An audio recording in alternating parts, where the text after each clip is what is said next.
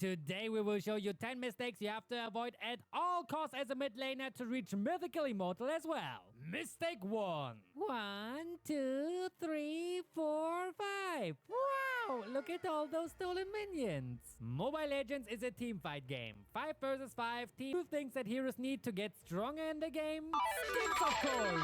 That's not the right thing. It's items and skills. And how do we get them? That's right, with golden XP. Why I'm telling you the most obvious thing? Well, one big mistake many mid laners make is when they visit the golden XP lane, they take the minions for themselves or clear them together with their side laner. Or they even take the jungler's buff.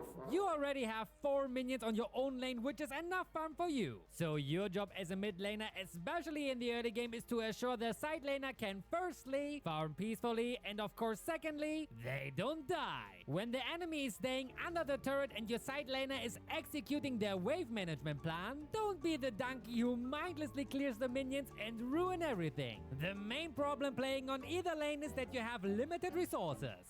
Gold laners tend to be item dependent, so they need as much farm as they can to become useful. XP laners on the other hand go head to head with their counterpart and need the level and farm advantage so they can cut the lane to rotate faster. Now, when you share the farm with them by overstaying or even clear the entire wave on your own, you delay them massively, and in the long run they could lose the lane because of this. And I'm sure you all know how useless an underfarm marksman is. So if you rotate to a side lane, make sure to have a successful gank, but then move back to your lane to get your own minions, which surely already arrived there. Mistake number 2. Hey, I'm here, big guy. With the exception of Novaria and Luyi, the ultimate skill is the most powerful skill a mage has in the game. It can range from burst to AoE to zoning or even vision that can help your team big time during team fights. So one of the most common mistakes mage players make is yeeting their ult out when it's really not necessary. By doing this big mistake, you're essentially dead meat for your team, as mages heavily rely on their skills to be useful. Your allies cannot rely on your damage anymore and are forced to abandon any ganking plans, or worse, they run into it anyways and die as you can't support them anymore. Almost nobody is paying attention to the green dots if your ult is ready or not, so you need to make sure your skills are ready at the exact moment your allies jump into a fight. Especially in the early game many mages, because without them, you are defenseless. If you have a stun or dash skill that deals damage, don't just blast them at the minions. If you get ambushed right after you use them, you can only hope that you can reach your turret before you're dead.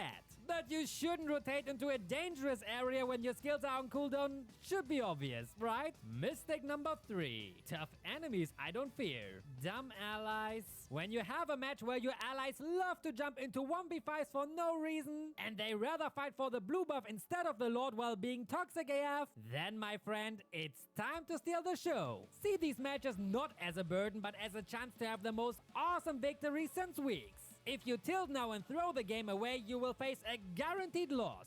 But if you rather think about what you can do in these situations, you can go a very long way. I mean, where do you think my plus 80% solo queue win rate with 1-1 comes from? By crying over my noob allies? As a mage, it's a bit more difficult as you can't just blitz push with most heroes. At least not yet. But with the most heroes, you can target that one pesky MFer who is shredding your team apart. Whether it's the jungler or the enemy's marksman, you have the ability to take them down. With them out of the way, your 4 headless chicken allies have at least a slight chance of actually winning a game. And this often leads to everyone shutting up and focusing on the game. The toxicity baited by the win rates shared on YouTube. Many pros already admitted that they would never have such a high win rate in solo queue. And if you want a prime example, have a look at Betoski's account, who many claim to be the king of solo queue. Of course, his overall hero win rates are insane, but they weren't achieved in solo queue. In this season, for example, he has a win rate of 64% and is in Legend 2. Is that bad? Not at all. But it's certainly not a 90% solo queue win rate what many people believe he has. The statement I made 2 years ago still counts today. Everyone who managed to have a ranked win rate above 60% in solo queue is a really good player. And with this mindset, one lost game doesn't hurt as much. 4. Payback time. Another big mistake many mage players make is this evil little voice in the head saying, "Ooh, I have my items now. Now it's my time to shine." While it's true that you deal way more damage now, it doesn't mean that you're the master of the battle battlefield now and can bonk everyone with your skills away. Even with great damage, the lack of mobility and your low base HP means you're still easy food if you're not careful. This is why mid laners are taught to stay behind tanks for successful ganks. Because you should never walk alone. That I keep that in the video. With the exception of heroes like Alice, Harley, and Julian, who has the need to ambush an enemy and are able to stay close to them for a certain time, you shouldn't do this with most other mages. Don't stay too long in a single bush while no enemy is passing by. Your allies might end up outnumbered and you're the stupid one. Also choose the right bush to camp in, which are essentially the dangerous ones we talked about in our mid lane rotation video. Mistake number 5. Maybe I'll find Lancelot at the next corner. Guys, this is not brawl mode. You have a huge map to explore. As a mid laner, you have to visit every lane here and there like your rich auntie when she comes home for a vacation. But Nico, let the Roman jungler do the job. I'm not babysitting my ally. Mistake number 6. This Blood Wings is a gift. A common mistake many inexperienced mage players, or generally all inexperienced players make, is that they don't know how to build the right items at the right time. Take note, for example. Wrong. Well, it's your main task to clear your wave and buy your items first. What is the second? To help your team, of course. While being good as an individual player is very important, it is much more important playing well together with your allies to create the numbers advantage. Yes, even in solo queue, you have to play together with them. And if you're one of those players who always do their own thing and wonder why they lose so often, now you know why. You're welcome. A 2v1 or a 3v2 gives you a much higher chance of winning a gang, which means you can push turrets much faster away and ultimately win the game faster. Because remember, what is the goal of the game? That's right, to destroy this ugly looking base of the enemy. And how can we do it? Of course, by working together with your team to become even more cringe than usual. Even if you're not playing with your friends because you're a solo queue loner, it's still your job to help your team as much as you can, especially because you're a mid laner. Is it great to buy Blood Wings during the early game when the farm speed is still super slow? No, of course not. This item costs 3,000 gold, which makes it super expensive, and it takes forever to build, especially during the early game. This one was easy, I know, so is it a great idea to buy a Holy Crystal to give yourself this huge magic power boost in the early game? The answer is still no. But Nico, Holy Crystal gives me 100 magic power and the passive, the more damage thingy, that's big damage, right? While it is true that this item gives you a lot of magic power, Holy Crystal's passive gives you a higher percentage bonus the higher level you are. And other items such as Clock of Destiny, Genius Wand, Enchanted Talisman, Lightning Truncheon, Glowing Wand, and Ice Queen Wand give you much better stats for the early game. For example, HP, mana, flat penetration, or cooldown reduction. Holy Crystal's passive really shines once you got 2 to 3 other magic items and a couple of level ups. So it's a really bad item for the early game. While building items, you should also make sure to prioritize the most useful component items instead of auto-buying everything you see. When you build Enchanted Talisman, prioritize Tome of Evil first for the mana regen and CD reduction. And when getting Clock of Destiny or Necklace of Durance, get Elegant Gem first for the passive HP and mana regen. These small items will give you a huge benefit for a small price in the early game. And all high-level players do this to get this small advantage over their counterparts. Mistake number 7. You can't have order without chaos. Sometimes when we play and win a couple of games in a row, we could think, this build is perfection. But then during the next games, you suddenly perform much worse and you think, what the hell is... And we're down we go. Is happening? I present to you the one build fits all mindset. You should never just press whatever item is showing on your screen without asking yourself, should I really buy this? Do I even need this? Will this item really help me in the current situation? With all the different heroes and millions of possible lineups, can that one build really be used all the time?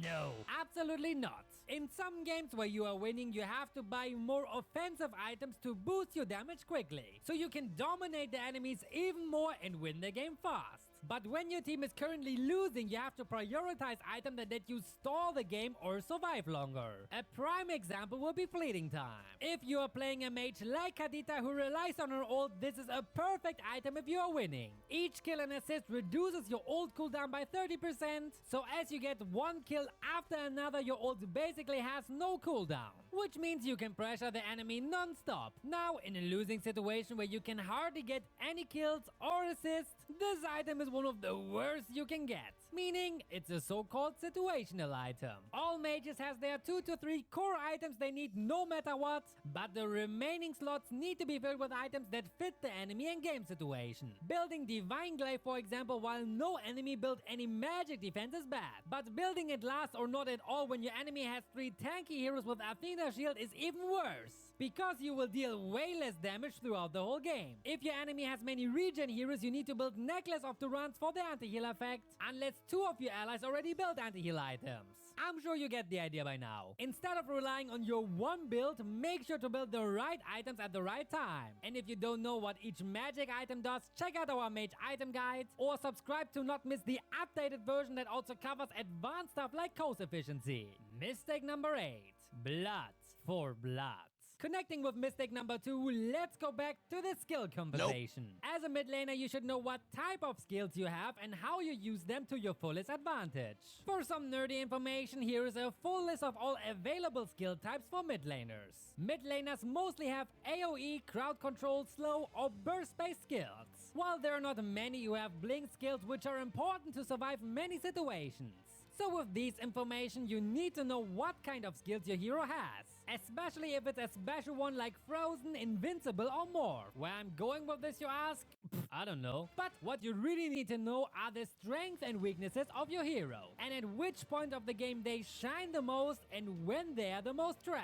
A mage like Harley is really OP in the early game as he has his power spikes at level 4, 5 and 9, so when he gets his ult and when he levels up his first skill that allows him to throw more cards. All enemies are spread across the map, so it's really easy for him picking up one kill after another. In the late game, he's one of the worst mages though, as he can barely find any lonely target anymore. And many marksmen can even outdamage him in a 1v1 if he's not super sneaky and fast. So if a match goes past the 13-minute mark, you rely on your allies or the enemy stupidity to stay relevant. Heroes like Cyclops, Lunox or Sicilian shine much brighter in the mid to late game though, while they are almost useless in the early game. Okay, useless is a bit too much, but other heroes are just way better in the early game. This knowledge helps you immensely when it comes to your decisions. As Sicilian, I'm not roaming around the map non-stop searching for kills, because I need to farm my stacks first so I can deal my devastating damage with my first skill later on. As Harley though, I will definitely not stick mid but roam around to torment any squishy enemy and end the game as soon as possible. So learn when your hero have its power spikes and when they are the most useful and when they are the most trash. And before you ask, no, there's no hero that is OP in every game stage, because this hero will be the highest banned hero. Mistake number 9. The silence of Necrokeep is too cold, too loud. This is what the guards in the enemy's turrets and base are thinking if you're not going for objectives. Can you believe we went through this whole video without mentioning objective once yet? So let me say objective in every sentence now so it's burned into your mind. Mobile Legends is an objective-based team game, and your main objective is to destroy the enemy's base. So your objective is not stacking up kills because it's fun, but rather killing enemies so it becomes easier taking your objectives. Objectives are not limited to the turrets and base though. The turtle and lord are also objectives, as well as the buffs for example. These objectives are reserved for the jungler of course, so don't steal them. As mage, your objective is to support your team with your skills and your ability to keep the enemies away, so your allies who are capable of pushing can do their job of pushing turrets away. This is the one objective you always need to keep in your mind and remind your allies of. Hell, there's even the quick command push first to remind your allies what the real objective of the game is. Kills are not an objective, but a way to achieve your objectives. And yes, I just repeated myself, but so many players ignore this objective fact, so I better mention it twice. Always remember that the main objective of the game is to destroy the enemy's base. Because if you take this thought into account while making decisions, you will suddenly win way more games as you will not make irrational decisions or hunt kills for no reason. Objectives! Mistake number 10. Rotating around like a headless chicken. Yes, for this one, no hero quote, as this topic is no joke. If you don't know how to rotate correctly, all mistakes mentioned before doesn't even matter, as knowing how to rotate is the most important skill you need to master as a mid laner. If you don't know how to rotate, you will fall into every trap your enemy sets, or miss all of the important moments because you went to the wrong side of the map.